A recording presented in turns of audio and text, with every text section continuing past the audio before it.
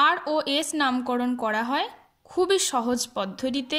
শুধুমাত্র 4টে সূত্র ফলো করতে হবে। কি কি?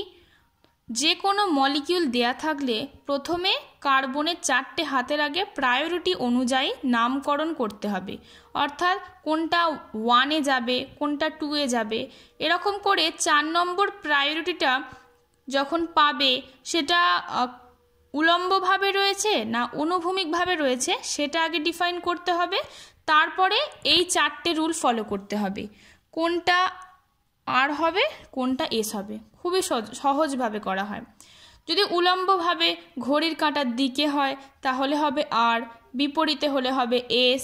অনুভূমিকভাবে ঘড়ির কাঁটার দিকে হলে এস, বিপরীত দিকে হলে হবে আর। যেমন যদি এটা দেখি, এটা 4 নম্বর প্রায়োরিটি, এটা 1, এটা 2 আর এটা 3। তাহলে 1 2 3 4 এটা কি যাচ্ছে? ঘড়ির কাঁটার বিপরীতে যাচ্ছে, কিন্তু এই 4 নম্বরটা রয়েছে উলম্বভাবে। তাহলে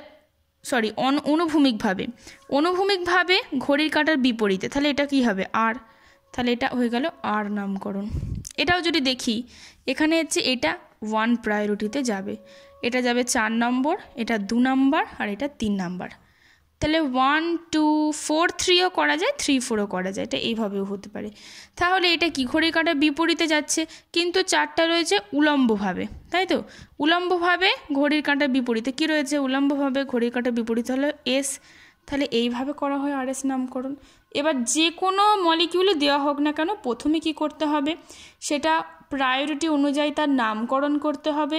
তারপর 4 নম্বরটা কোথায় রয়েছে, উলম্ব দিকে না অনুভূমিক দিকে, তারপরে এই সূত্রটা শুধু ফলো করতে হবে। তাহলেই খুবই সহজ পদ্ধতিতে আর ও এস নামকরণটা করা যাবে।